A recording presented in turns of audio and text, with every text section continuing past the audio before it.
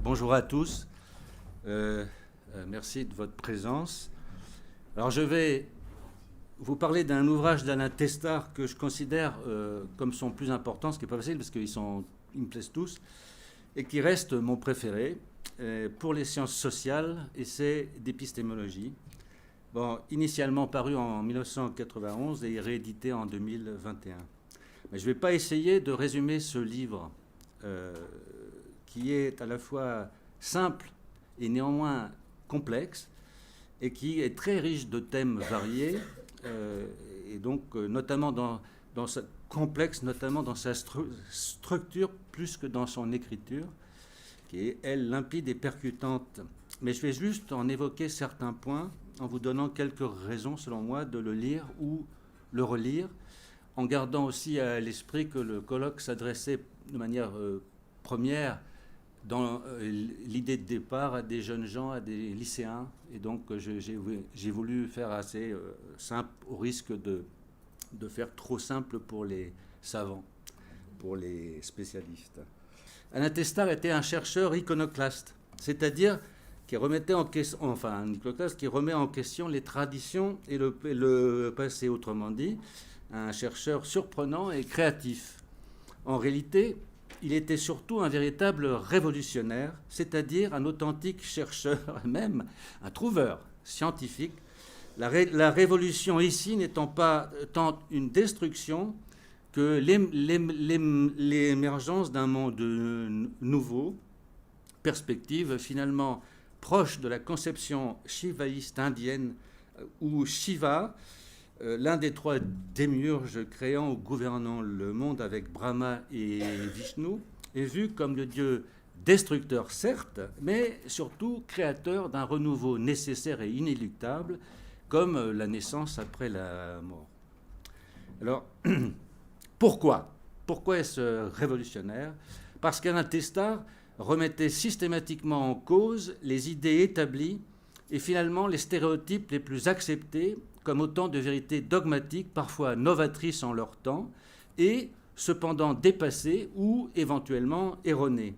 Or, chercher à remettre les choses soi-disant immuables dans une autre perspective, au risque de se tromper, parfois en jouant l'avocat du diable, parfois en aboutissant à un véritable progrès, à une avancée significative, même si bouleversante, de la connaissance universelle, de ce que l'on appelle le savoir scientifique en général, et la base même de la science et de la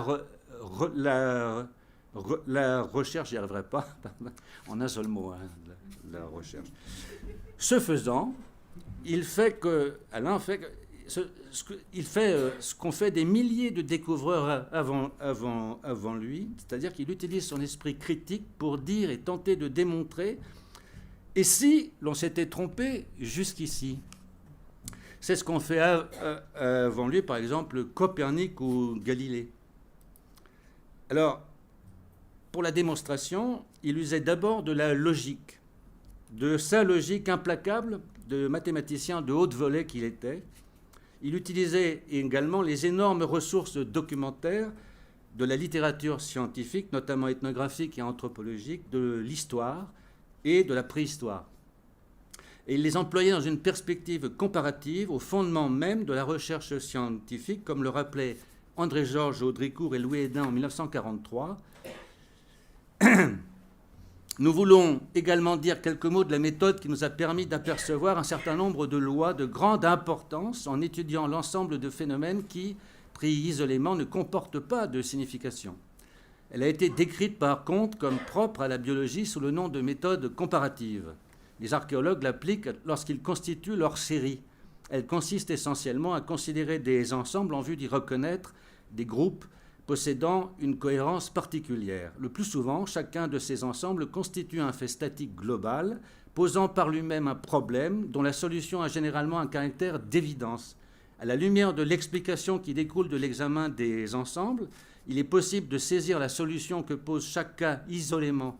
Bien des faits biologiques semblaient particuliers et contingents parce qu'ils sont déterminés par une foule de causes élémentaires avant qu'on ait réussi à s'élever à la considération d'ensembles statistiques. C'est par hasard que c'est ainsi, disait-on. La réunion d'un grand nombre de faits isolés permet d'éliminer de telles explications. Enfin, la méthode des ensembles a permis de reconnaître l'homologie de certaines séries et d'éclairer, parfois même de prévoir, l'inconnu en lui assignant une place parmi le connu, ce qui est le but même de la recherche scientifique. Testard précise, dans son essai d'épistémologie, page 147, « On ne peut espérer trouver de lois sociologiques générales qu'en s'enfonçant dans les particularismes. Je dis bien, dit-il, les particularismes au pluriel, ce qui suppose un travail comparatiste, lequel est par définition pluriel et suppose donc qu'on ne s'enferme pas dans le cercle étroit d'un cas particulier qui représenterait le seul horizon de la recherche. »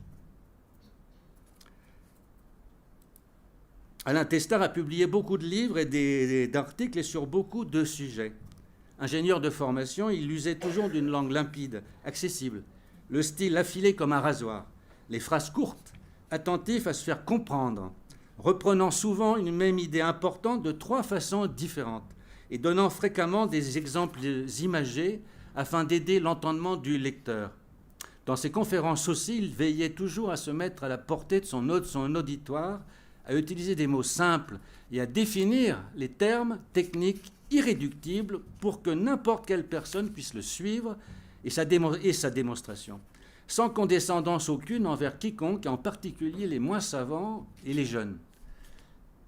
À la différence de la plupart des autres chercheurs, Testard abordait tous ces thèmes différents en les reliant systématiquement, autant que possible, car il prenait chaque chose dans une perspective globale, autrement dit holistique, où tout est relié à tout, et dans la continuité de la pensée d'Antoine Lavoisier, XVIIIe siècle, qui est un agronome, botaniste, philosophe, mathématicien, père de la chimie moderne.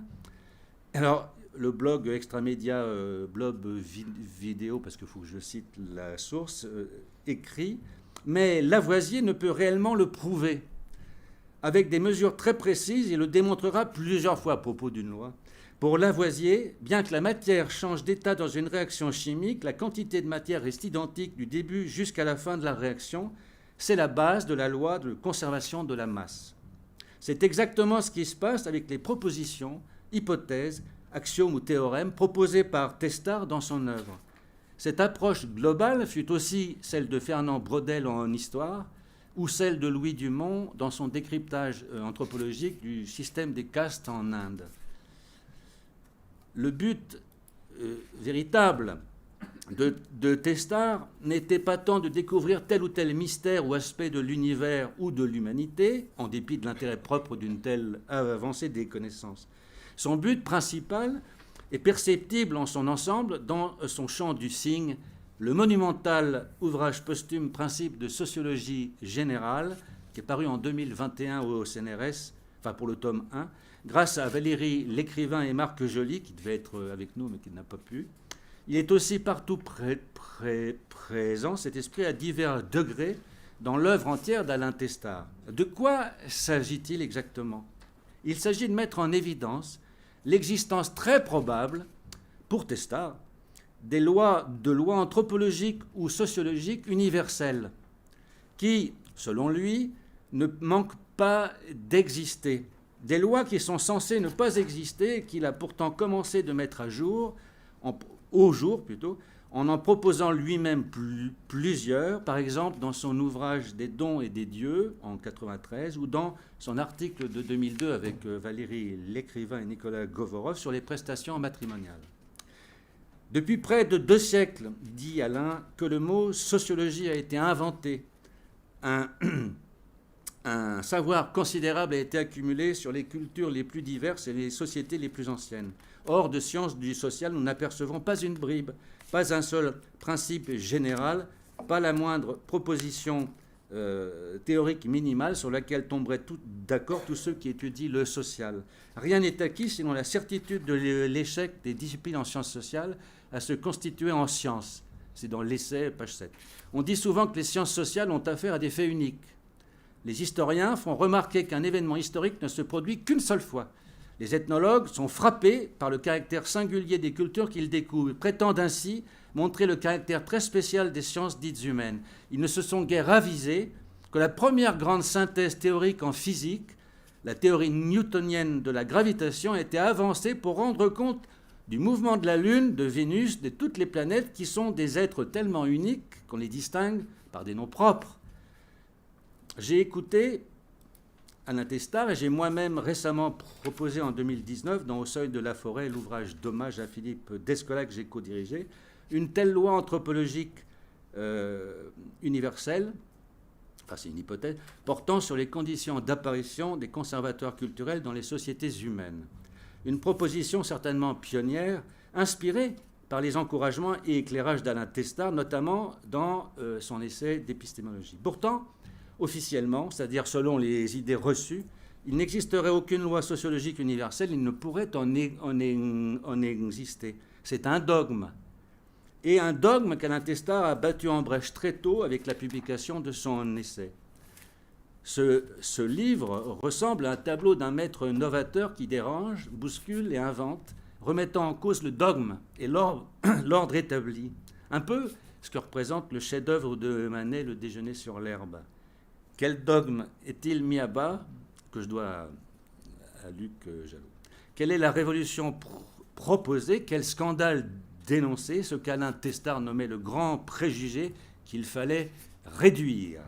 Comme il le dit dans son essai page 8, à côté des sciences dites dures, il y en a d'autres que la politesse empêche d'appeler molles, mais que l'on ne peut s'empêcher de tenir comme des sciences au rabais.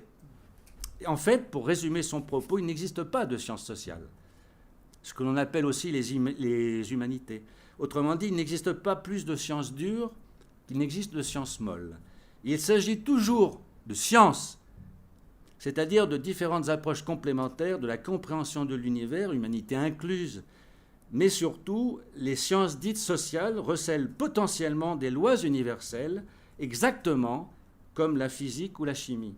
L'univers physique est peuplé d'êtres uniques tout autant que l'univers social.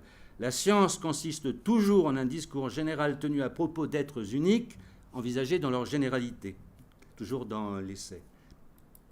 Mais alors, rétorquera-t-on, pourquoi n'en a-t-on pas trouvé encore de telles lois si elles existent bien?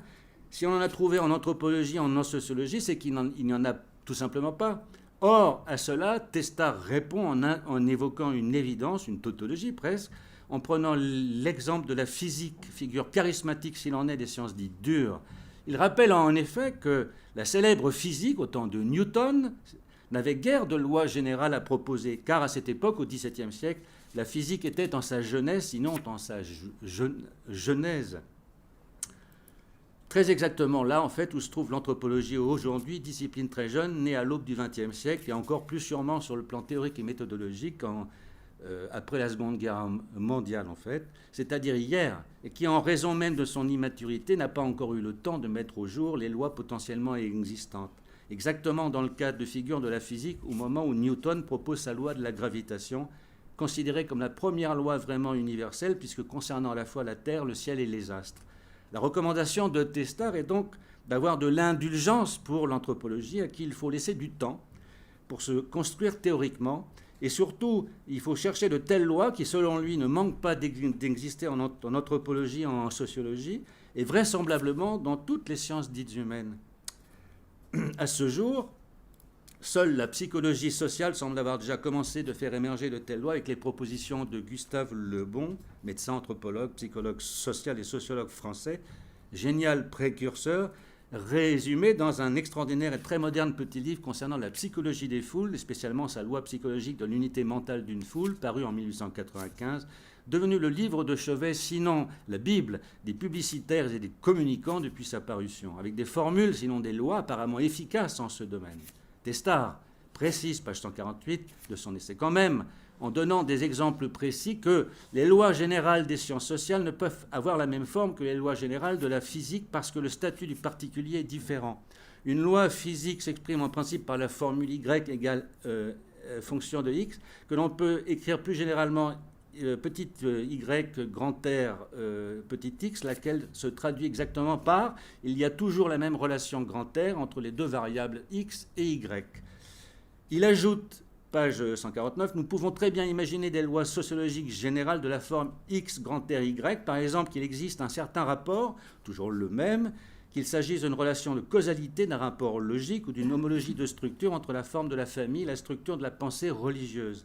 Idée qu'il a reprise sous forme de loi probable dans des dons et des dieux, que j'ai cités, en proposant qu'à une forme de religion donnée correspond toujours une forme d'organisation sociale précise, et vice-versa. Et il donne pour exemple qu'à une religion, par exemple à sacrifice, correspond une société hiérarchisée. Ce qui semble juste, pour ma part, après une vie de recherche, de lecture et d'observation dans les sociétés de ce type. Mais Testard précise néanmoins que les lois générales de la physique, celles de la sociologie, ou anthropologie ou histoire, ne peuvent être générales en même temps.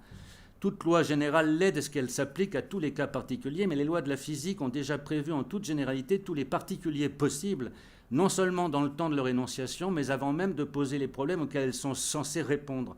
Dans la loi sociologique, aucune généralité ne permet d'engendrer toutes les figures particulières. C'est de Alain, ça. Alors, plus loin, Alain dit, il en résulte que chaque cas particulier doit faire l'objet d'une élucidation spéciale.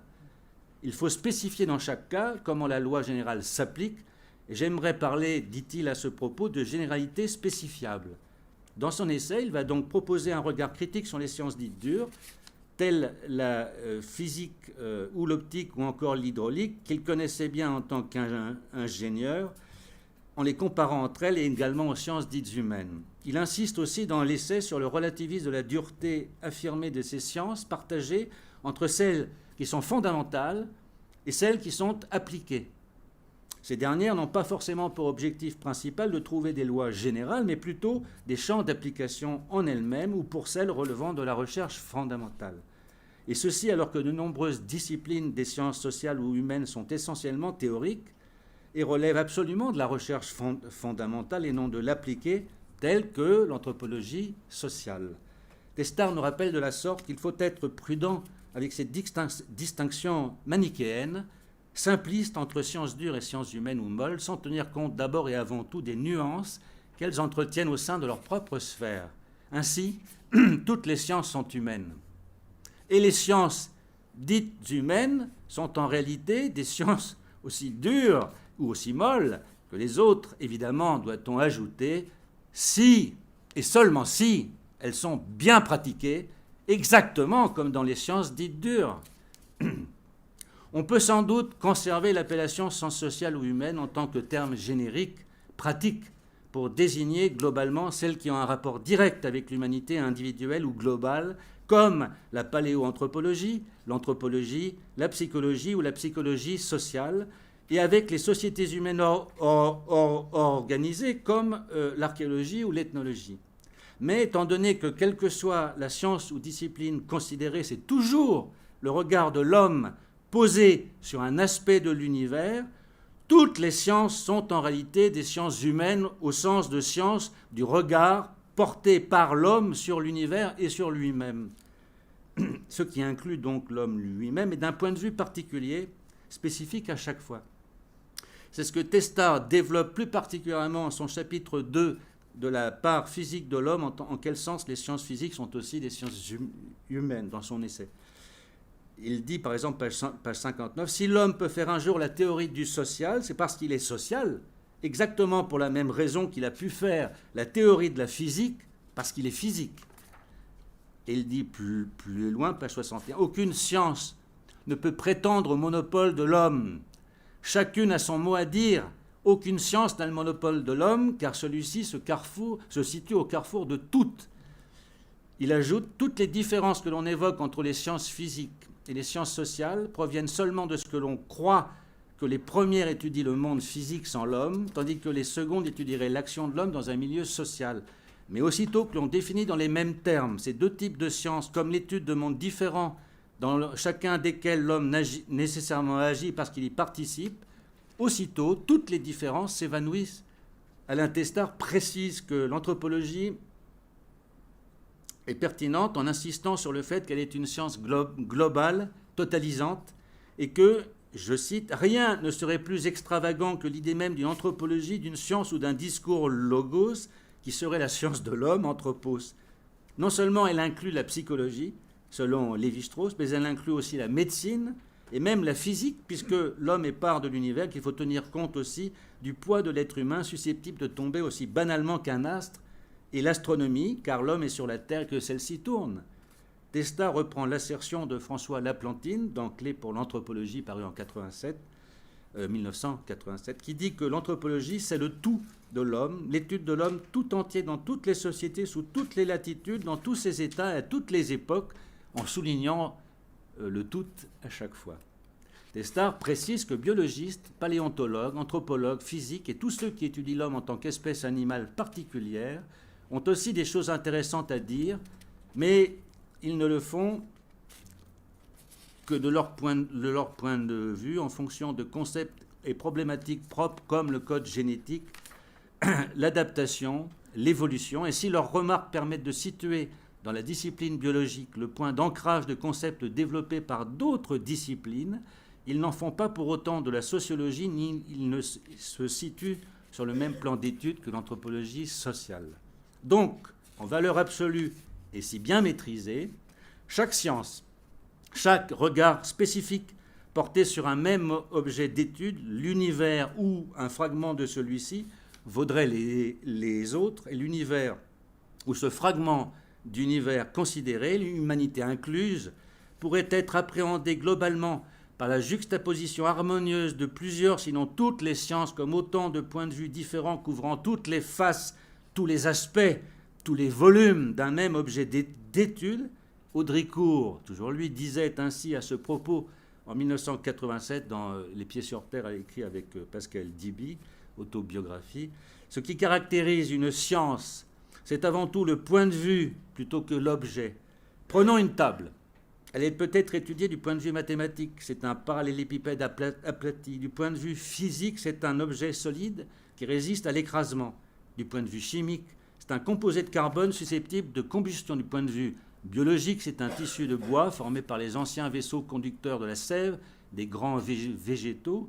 Et du point de vue des sciences humaines, c'est un objet autour duquel l'homme s'assied pour manger ou travailler. Les sciences humaines ne sont ni juxtaposables ni hiérarchisables. Elles doivent concourir dans un rapport de réciprocité à l'étude d'un objet, ensemble des activités humaines dont toutes les composantes sont solidaires. Page 156 de Les Pieds sur Terre.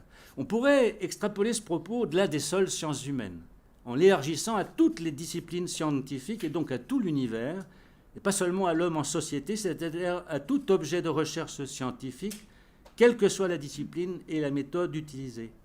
Testa précise même, en prenant l'exemple des différences entre sciences physiques et sciences naturelles, ou entre les différences entre l'approche structuraliste aussi et l'approche historique des sociétés bien connues dans le débat anthropologique des idées en sciences humaines, notamment, je vais faire référence au chapitre 1 de Anthropologie structurale, Anthropologie contre l'histoire, enfin chapitre 1 ou 2, je ne me rappelle plus bien, souvent séparés entre sciences théoriques ou expérimentales, comme l'hydraulique, et sciences concrètes ou d'observation, comme l'hydrographie. Mais Testa explique plus loin dans son essai, affirmant encore affinant ce que dit Audricourt à propos du point de vue, qu'aucune science ne peut être définie par sa méthode, qui n'est pas la même chose que le point de vue. La méthode, dans la mesure où elle doit être adaptée à l'objet, dépend de lui. Deux démarches donc, dit-il dans son essai, au sein de chaque camp épistémologique, caractérisées par des abstractions différentes que l'on pourrait être tenté de situer au moyen de l'opposition aristotélicienne entre puissance et acte, ou sur le modèle de l'opposition entre le corps pur de la chimie et le minéral de la minéralogie. Il n'y a pas de raison de penser qu'on ne puisse la retrouver également dans les sciences sociales, ni même plus généralement dans tous les champs épistémologiques possibles.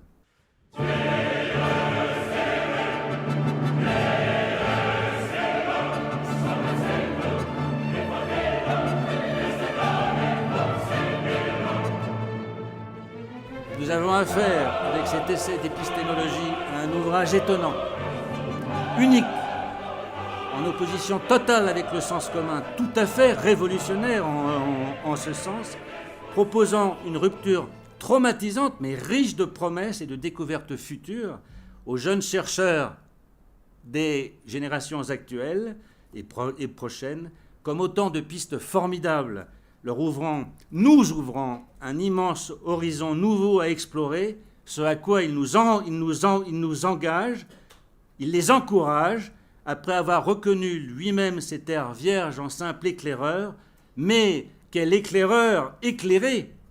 Selon moi, il y a un avant et un après l'essai d'épistémologie qui ouvre une ère nouvelle, annonçant aussi l'existence probable de nombreuses lois sociologiques, de théorèmes anthropologiques possibles qui restent à trouver et exhumer. Il s'agit vraiment d'une révolution.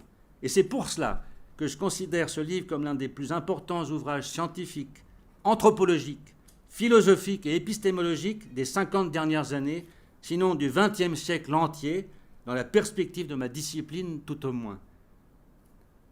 À présent, à nous de jouer. Je vous remercie.